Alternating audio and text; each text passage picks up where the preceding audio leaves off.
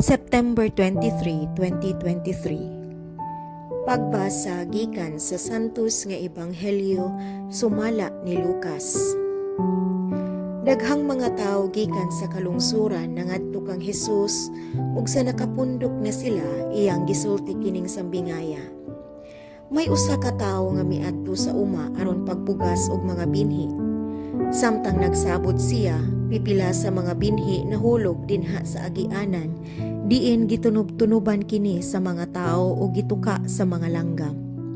Nahulog ang uban sa yutang batuon ug sa pagturok niini, nalaya kay wala nay kaumog ang yuta. Ang ubang binhi nahulog sa dapit sa mga sampinit, apan natuok sa mga sampinit nga mitubo uban niini. Ug ang ubang binhi nahulog sa maayong yuta, mitubo kini og namungag usa ka gatos ka uhay ang matag binhi.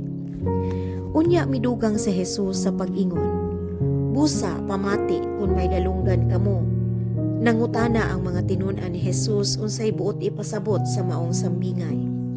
Ug mitubag si Hesus, "Ang pagsabot sa mga tinago bahin sa gingharian sa Dios gihatag na kaninyo.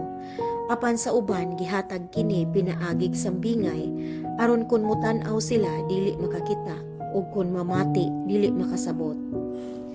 Mao kini ang kahulugan sa sambingay. Ang binhi mao ang pulong sa Dios. Ang binhi nga nahulog sa agianan mao kadtong mga tawo nga nakadungog sa pulong sa Dios, apan mitungha ang yawa ug misakmit niini gikan sa ilang kasing-kasing aron dili sila mutuo ug unya muluwas. Ang binhi nga nahulog sa yutang batuon mao kadtong nakadungog sa mensahe ug malipayong midawat niini, apan wala kini makagamot sa ilang kasing-kasing. Mituo lamang sila sa makadiyot ug unya namiya sa panahon sa pagsulay.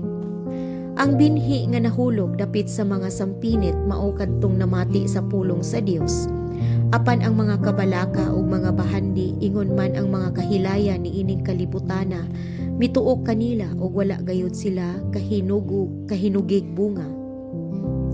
Ang binhi nga nahulog sa maayong yuta mao kadtong nakadungog sa mensahe ug midawat ug mituman niini ug nagpadayon hangtod nga namunga sila.